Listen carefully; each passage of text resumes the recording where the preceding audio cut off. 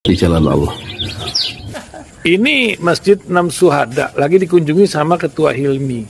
Modal awalnya berapa Pak Yudi Pramuko? 750.000 rupiah aja. Jadi ini 500 jutaan nih barang. Sekarang udah habis 310. Masya Allah, tuh udah pakai keramik, laponnya tinggal.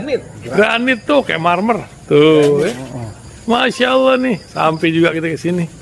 Masjid Enam Syuhada, ngapa namanya Masjid Enam Syuhada, Ya, Pak Yudi? kita mau mendokumentasikan perjuangan dakwah nama anak muda pengawal Habib Rizik Syihab itu. Masya Allah. Yang dibunuh sama orang jahat di kilometer 50. Kilometer 50 ya. Itu kan simbol memperjuangkan dakwah itu kita harus memberikan segalanya untuk Islam kan ya. Untuk Masya dakwah Islam. Allah. Dan nama anak muda itulah yang sudah memberikan segalanya untuk Islam. Masya Allah. Apa nanti nama pemuda itu ada juga di sini mungkin diterakan? Mungkin namanya Enam Syuhada. Enam Syuhada itu, Iya, Enam Syuhada dipasang di sini, Enam Syuhada.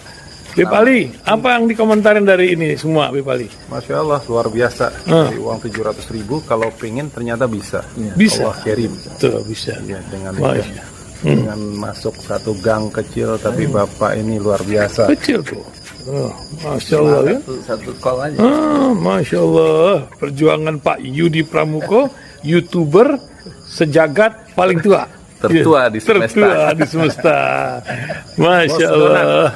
Tukang donat. Tukang donat. Tukang donat dari Paru. Ini saya laporkan dari lapangan ini, langsung dari Masjid Enam Syuhada. Masya Allah. Dan ini dia. Dalam lihat ah. Tuh, lihat tuh masjidnya. Tuh imamnya di situ tuh. Malam-malam lagi kita. Masya Allah. Masih kurang nih. Atapnya katanya transfer aja. Assalamualaikum warahmatullahi wabarakatuh. Kita lihat ada apa ini, konsolidasi strategis elemen rakyat dan Menko Polhukam melawan pemilu curang. Ini Twitternya Faisal Assegaf ya. Konsolidasi strategis elemen rakyat dan Menko Polhukam melawan pemilu curang. Menko Polhukam nama orang-orangnya Jokowi. Saya mencoba menjembatani komunikasi sejumlah tokoh kritis dengan Pak Mahfud MD untuk saling bekerja sama mencegah kecurangan. Bila politik cawe-cawe Jokowi terus terjadi, harus ada tindakan tegas. Tindakan tegas. Apa ini? Kita lihat Istana bahas persiapan upacara bertemu Mahfud petisi 100 usul pemakzulan. Kita lihat. Kelompok petisi 100 menyampaikan usulannya agar Presiden Jokowi dimakzulkan dengan alasan publik menduga ada keterlibatan Presiden dalam pemilu 2024. Petisi 100 minta Jokowi dilengserkan ya, dimakzulkan, dicopot dari jabatan karena ada dugaan dia ikut ya bermain dalam pemilu ini. Harusnya dia netral. Sejumlah aktivis yang tergabung dalam kelompok petisi 100 bertemu dengan Menko Polhukam Mahfud MD di kantor Kementerian Polhukam. Kritikus politik Faisal Assegaf mengatakan pertemuan membahas potensi kecurangan pemilu. Petisi 100 juga menyampaikan kepada Mahfud MD berdasarkan pendapat publik, Presiden Jokowi diduga terindikasi melakukan kecurangan pemilu. Diduga Jokowi melakukan kecurangan pemilu Dengan memanfaatkan kekuasaannya. Menurut Faisal, mengatasnamakan petisi 100, Presiden Jokowi seharusnya dimakzulkan dari jabatannya. Ini serius ya, ini kelihatannya ya. Artinya di saat menjelang pemilu ada gerakan untuk melawan kekuasaan Jokowi yang sebenarnya sebentar lagi tenggelam dia. Kehadiran forum tadi kami konfirmasi murni adalah inisiatif Menko Polhukam bertemu dengan kami dan kami membicarakan hal-hal yang umum saja. Tapi sempat ada impeachment tadi dipertanyakan. Ya, ada teman-teman dari petisi 100 menyampaikan kepada Pak Mahfud solusi tepat untuk mencegah kecurangan itu adalah memakzulkan Pak Jokowi dan kapasitas sebagai presiden.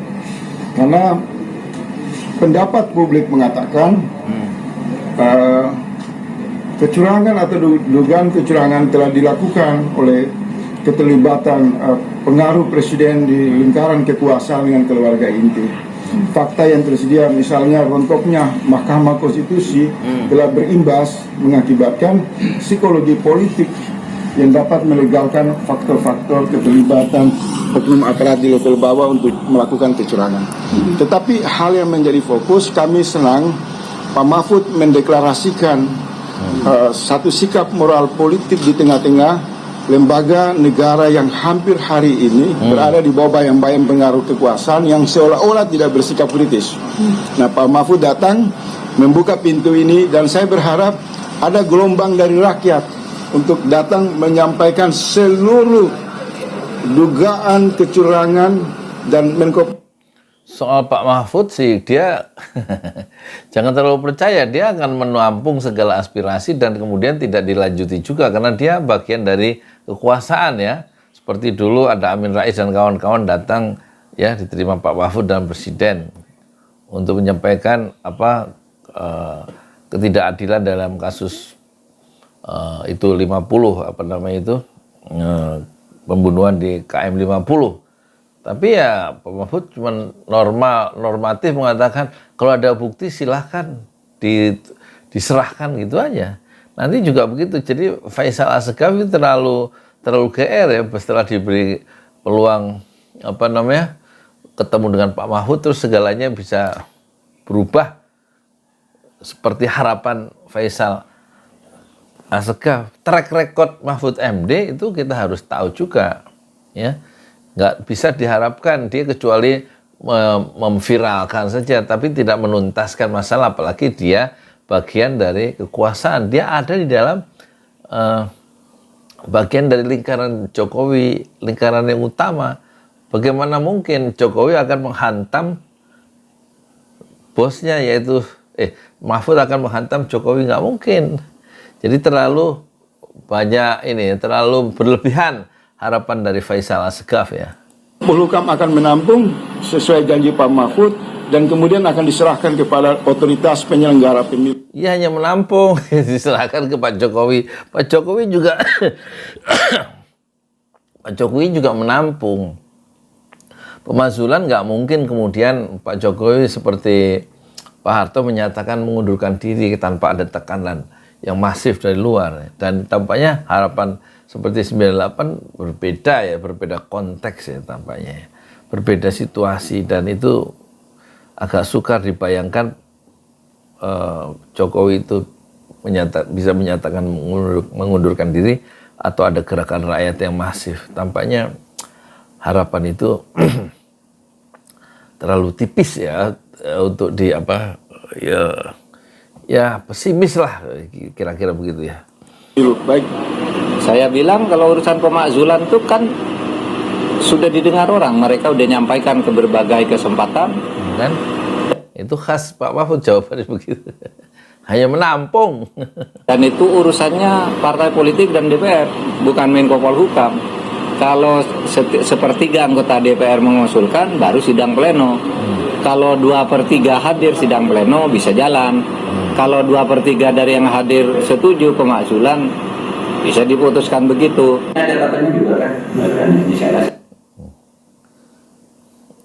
Jadi saya kira kecil kemungkinannya. Ya hanya untuk berita menjadi headline saya cukup lah ya. Tapi untuk melanjutkan ke arah pemakzulan dengan petisi 100 jauh ya. Jauh dari kemungkinan itu menjadi kenyataan ya.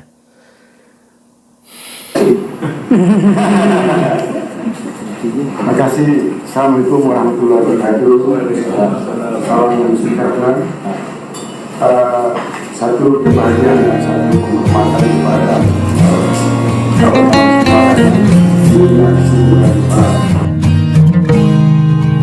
ya, dia cukup terkecoh yang diterima di ruang Menko Polhukam bahwa segalanya akan berakhir sebagaimana yang diharapkan oleh Faisal Asegaf, dan itu tampaknya tidak akan terjadi. Assalamualaikum.